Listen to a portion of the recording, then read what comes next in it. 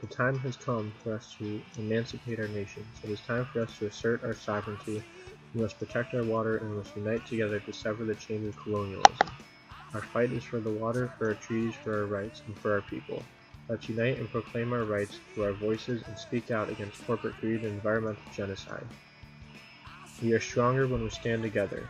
This is a quote from Susan Patlas, a member of Eskasoni First Nation and spokesperson for the Elsipogtog First Nation anti-fracking blockade in New Brunswick, Canada. The Idle No More movement is a native response to the Canadian government's bill about opening the Alberta Rubicon, Cree First Nation for oil extraction. The bill lessens regulations on tar sands, which will likely lead to heavy damage to the environment. Opponents fear an oil spill that would heavily contaminate the land around the pipeline and greatly damage the ecosystem. An oil spill has the potential to damage lots of land and people in a short period of time. The natives are protesting it because it hurts the Earth Mother and erodes their treaty rights. Bill C-45 changes the way tribes conduct business by saying, if a meeting is called, no matter how many people show up, the majority of the people can make a decision about the land, even if only 3 people show up. The bill erodes the treaty rights and takes away some of the power of the nations.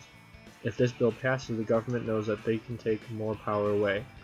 Chief Teresa Spence's and Elder Raymond Robinson brought the first attention to the issue with their hunger strikes. The resistance has taken off after Native artists from all over Canada and the United States create artwork that promotes the movement. Various artists and natives created different variations of posters for the movement to create awareness. The natives formed protests and marches to raise awareness as well. The movement has caught non-native attention, uniting natives and non-natives for a common goal and bringing everyone closer together. The movement has united natives and non-natives through the art that is created because it allows people to express themselves for a purpose. The common symbol of the hand holding a feather inspired thousands of spin-offs from many different people to use to show their support. The rising fist has long been viewed as a symbol of resistance, and the feathers is in the style of a First Nation artwork showing that influence. As well as in the background, a First Nation design can be seen. Other artists have made their own designs. These are similar and no doubt inspired by the others. But these have a Canadian and American flag background, symbolizing the unity of the First Nations is not stopped at the border.